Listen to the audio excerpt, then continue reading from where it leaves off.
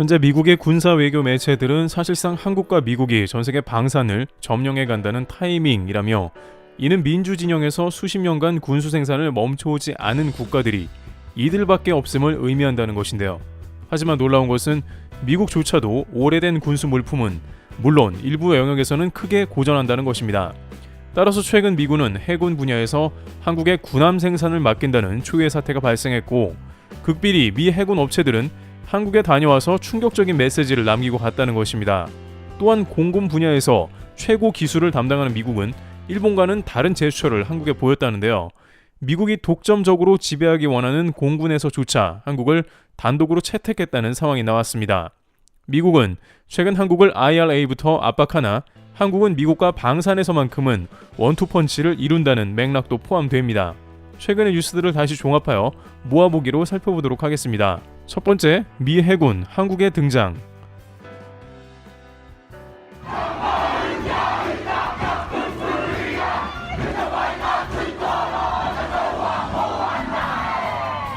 뉴질랜드에 한국이 인도한 함대가 납품되자 그들은 소리를 지르며 환호했습니다.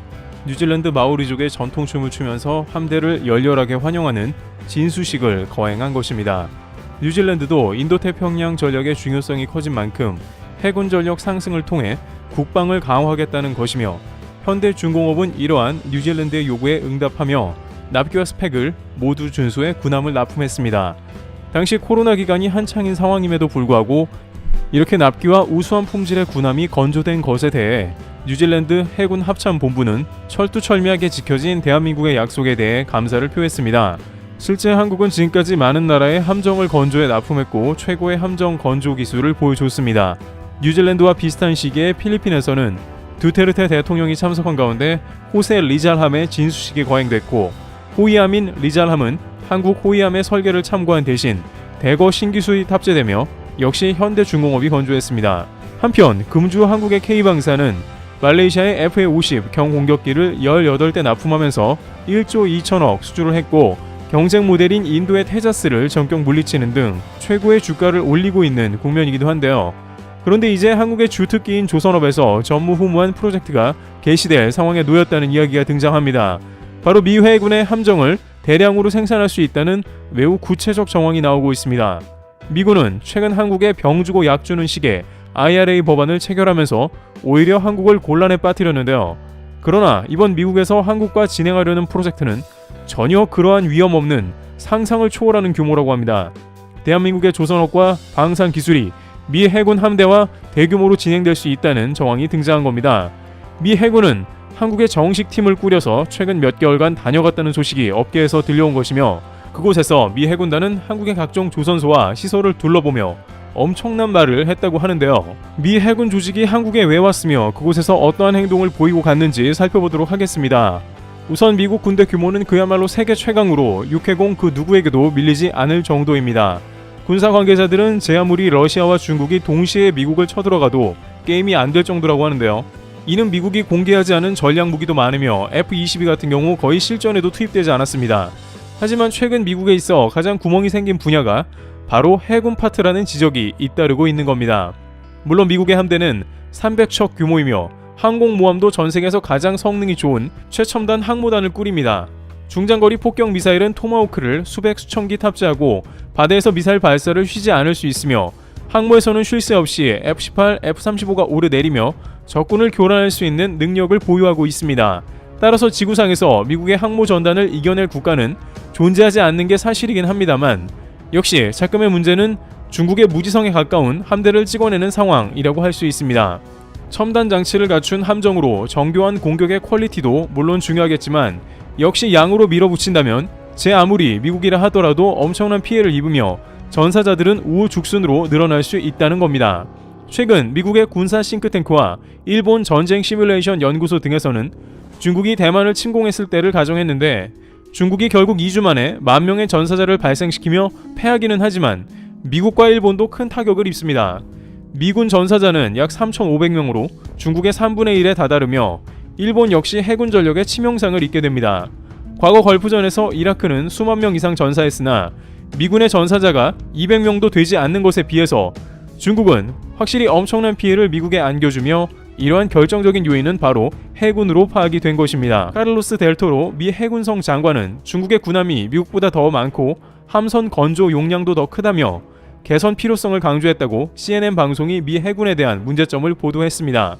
보도에 따르면 델토로 장관은 중국이 더 큰 함대를 보유하고 이를 배치하고 있다며 그는 이런 위협에 대응하려면 더 큰 해군과 더 많은 배가 필요하다며 개선 노력을 강조했는데요. 실제 중국 해군이 배치할 수 있는 군함 수가 현재 약 340척에서 몇 년 내에 400척으로 늘어날 것이지만 미국의 군함은 300척을 밑도는 상황이라고 설명했으며 이는 해군 전력에서 치명적일 수 있다는 겁니다. 미국에서 이를 해결하지 않으면 중국의 함정이 미국 전력을 크게 초과할 수 있음을 경고했습니다. 이는 작년 10월에도 미 국방부에서 중국의 수적 전략이 미국을 앞지른다고 비판하면서 나왔습니다. 미 국방부는 2030년에 중국의 전함수가 440여 척에 다다르는데 뾰족한 방법이 없다고 전했습니다. 게다가 미국은 노후화된 함정의 퇴역으로 오히려 군함수가 현재보다 더 줄어들 것으로 전망되기도 했습니다. 문제는 중국의 생산 능력이 마치 붕어빵 찍어내듯이 매년 엄청난 속도로 증가하고 있다는 점입니다. 실제 상하이의 한 조선소에서는 14대의 함정이 동시에 지어지고 있는 위협적인 모습이 등장하기도 했습니다. 그러다 보니 미국 내에서는 이제 함대를 확보하는 것이 최고의 우선순위가 되어버린 과제가 되었습니다. 그러나 미국의 현실은 암울한데 미국 내 선박 건조 비용이 너무 비싸 배가 만들어지기가 어렵습니다. 미국의 함정들이 천문학적인 비용을 기록하는데 이는 인건비가 너무 높은 이유이기도 합니다. 조선업이 후퇴하다 보니 숙련공은 갈수록 없어지고 배는 비싸지는 악순환이 반복되고 있는 상황이죠. 한국의 조선업도 인력 구하는 것이 숙제인데 미국은 한국보다 훨씬 더 심각한 상황이라고 할 수 있습니다. 그러다 보니 이제 미 국방부는 특단의 대책을 내놓았는데 해군 합참에서 팀을 만들어 다른 나라를 탐방하고 미군의 함정을 만들 수 있는 나라를 긴급 수배해 대대적인 함정 건조 프로젝트에 돌입한다는 겁니다. 미군은 태평양 패권을 중국에게 빼앗기는 순간 전세계 군사 패권을 잃는 것과 똑같아지기 때문에 절대 태평양을 내어줄 수 없는 상황이며 이는 강력한 해군 전력으로 뒷받침되는 상황이기도 합니다. 물론 이러한 일들은 철저하게 비밀리에 이뤄지나 최근 한국에 미 해군 고위급 인사가 잇따라 방문하고 있습니다.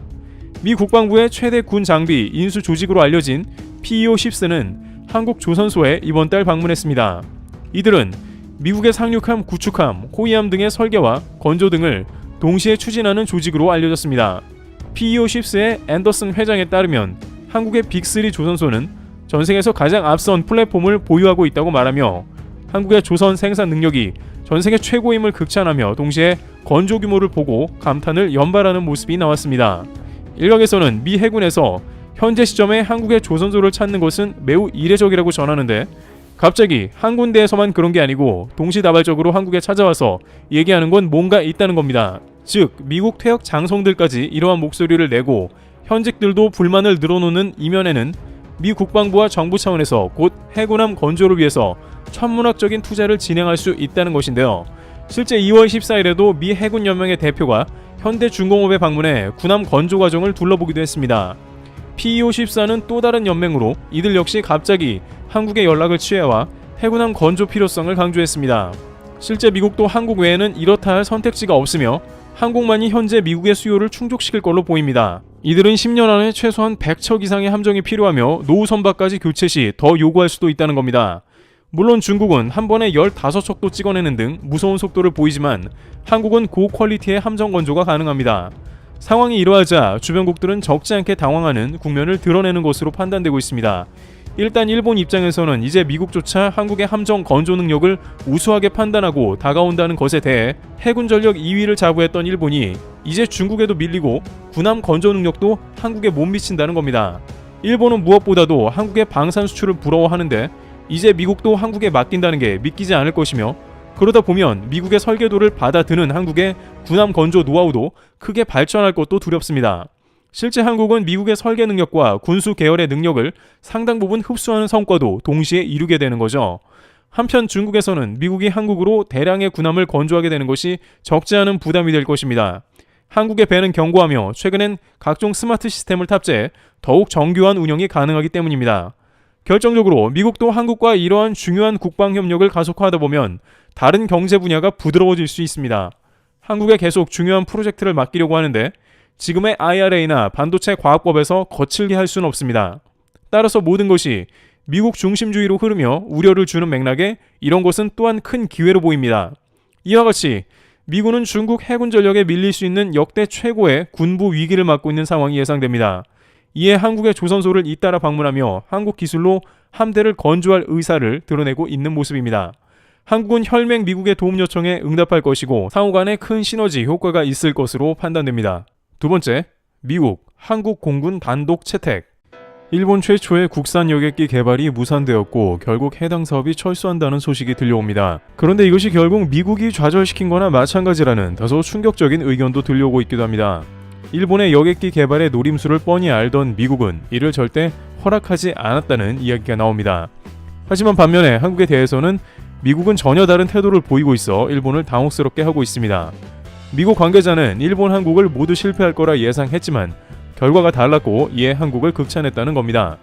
일본 여객기 개발 좌절과 미국과의 상관관계를 보고 반면 한국은 왜 언급되는지 살펴보겠습니다. 우선 일본 최초의 제트 여객기 개발 사업을 추진해온 미쓰비시 중공업은 2008년에 개발을 시작하여 2013년에 제1호기를 납품할 예정이었습니다. 일본 정부는 이 계획을 승인했고 개발비를 보조하기로 했습니다. 국민의 세금이 들어가는 프로젝트를 승인한 것은 일본 최초의 제트 여객기 국산이라는 의미가 강했죠. 그러나 5년으로 잡고 시작한 항공기 개발은 예상치 못한 큰 난제들에 부딪히기 시작합니다.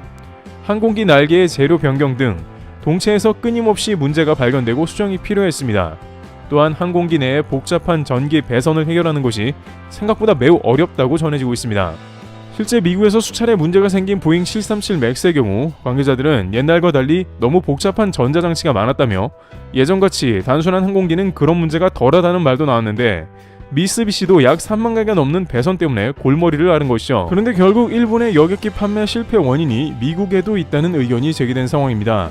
일본의 기술력이 부재한 것도 사실이며 제작비가 너무 높아 망했다는 이야기가 지배적이긴 합니다만 미국이 결국 일본의 여객기를 허락하지 않았다는 다소 이해가 가지 않는 이야기가 등장했는데요. 우선 이에 대해서는 미국 당국이 일본 여객기 관련해 다각도로 승인을 거부했다는 겁니다. 당시 미쓰비시 측은 미국에서 진행하는 시험 비행과 취항에 필요한 국토교통성의 형식 증명을 얻는데 예상보다 시간이 더 걸리고 있다고 초도 납품을 미루는 배경을 설명했습니다. 그런데 왜 굳이 미국에서 테스트를 받는지 궁금해지는데요. 바로 일본산 제트를 미국 시장에도 적극적으로 판매하기로 했기 때문입니다. 원래는 일본 전일본 공수 아나를 타겟으로 한 90석가량의 항공기를 제작해 왔었다고 한다면 이제는 좀 더 좌석을 줄이고 미국 소형 항공기 시장인 76석 이하 좌석의 기종을 추가하여 출시하겠다는 것입니다. 결국 2019년 국제 파리 에어쇼에서는 미쓰비시 중공업은 이런 계획을 담은 새로운 전략을 발표하기에 이릅니다. 따라서 원래 이름이었던 미쓰비시 리저널 제트 MRJ에서 스페이스 제트로 이름을 바꾸고 야심찬 미국 진출 계획을 발표합니다.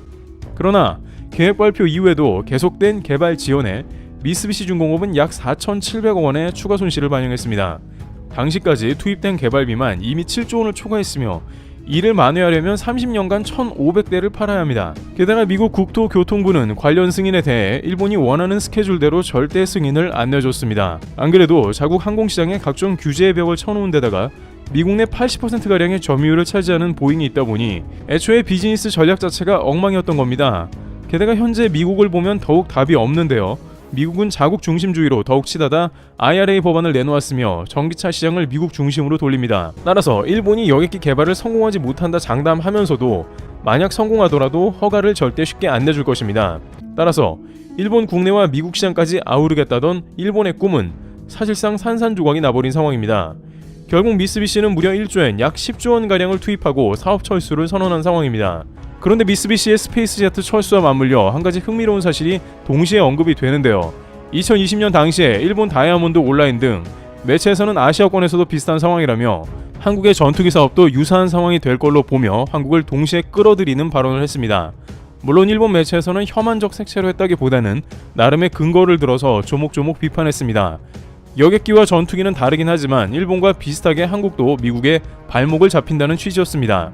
실제 일본에 이런 말은 일리가 있었는데 미국은 한국의 중요 기술을 제공하지 않았습니다. 미국의 로키드 마틴 관계자가 한국에서는 KFX 사업이 실패할 것으로 예측했다고 했는데 가장 중요한 것이 에이서 레이더와 같은 주요 정밀 레이더 부품의 부재였다고 판단한 겁니다.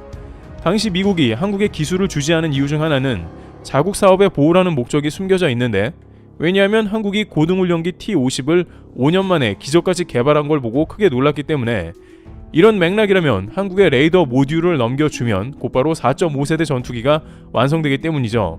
KF-X가 양산된다면 미국의 F-16 등 전투기 수요가 급감할 것이고 결국 이는 미국의 타격이란 겁니다. 하지만 한국은 에이서 레이더 개발을 성공해냈으며 현재 초음속 시험 비행까지 모두 마친 상황입니다. 이제 수년간 개발이 진행되면 KF-21은 공군에 있어 매우 중요한 전략 자원으로 자리매김하는 상황이죠. 록히드 마틴 관계자는 다시 한번 놀라움을 표하며 KF-21이 단순히 비행체의 완성도만 높을 뿐 아니라 제조 공정도 상당히 자동화되어 결합 공정 같은 자동화 시스템에도 극찬을 보냈다고 전해집니다. 또한 일본의 스페이스제트의 경우 지상 최대 일본 국뽕 프로젝트였음에도 국산화율은 30%였습니다. 당시 일본 기자들이 국산 부품이 30%만 들어가도 일본산이라고 이야기할 수 있냐는 질문에 미쓰비시에서는 국산화라는 것은 넓은 의미라며 일본에서 조립하는 게 의미가 있다고 궤변을 했다가 결국 이것도 나중에는 일본이 아니라 미국 세금 혜택을 받겠다고 미국 공장으로 가겠다고 말을 바꾸는 등 전반적으로 국산화에 실패했다는 굴욕을 겪는 꼬리표가 끝까지 따라다니기도 했습니다. 반면 KF-21은 국산화율이 90% 근접하기 때문에 진정한 국산화 제품이라고 거론되고 있습니다. 게다가 한국은 이 KF-21이 일본 전투기와는 달리 양산될 가능성이 매우 큰 것에 주목하고 있습니다. 일본에서는 여객기 말고도 F-2를 개발해 놓고도 비싸서 제대로 양산도 못해 실패 평가를 받습니다. 미국의 F-16보다 성능도 안 좋은데 불구하고 가격은 비싸니 사실상 실패한 프로젝트죠. 물론 일각에서는 한국도 일본처럼 전투기 프로젝트가 천문학적 손실을 볼 수 있다고 우려하기도 합니다. 그러나 한국은 FA-50 경공격기를 전세계 주요 우방국에 말 그대로 절찬리 판매하고 있으며 러시아 전쟁으로 전 세계적인 안보 중요성의 증가와 이미 가성비 한국산 무기를 경험하고 있습니다. 이는 KF-21이 손익분기점 300대가량을 가뿐하게 넘을 수 있을 걸로 관측되는 대목이기도 합니다. 일본의 경우 여객기에서 30조 원 이상의 손실이 예상되고 전투기는 더 심각한 상황이지만 한국은 오히려 개발에 성공해 돈을 벌고 국방력도 강화하는 정반대의 상황이 전개되는 국면입니다. 일본은 또다시 차세대 F-3 전투기를 이번엔 미국이 아닌 영국, 이탈리아와 손을 잡고 개발을 진행하려 합니다. 그러나 이 역시 천문학적 비용만 소요되고 실패할 가능성이 매우 크다는 의견이 줄을 이루고 있습니다. 트래블튜브였습니다. 감사합니다.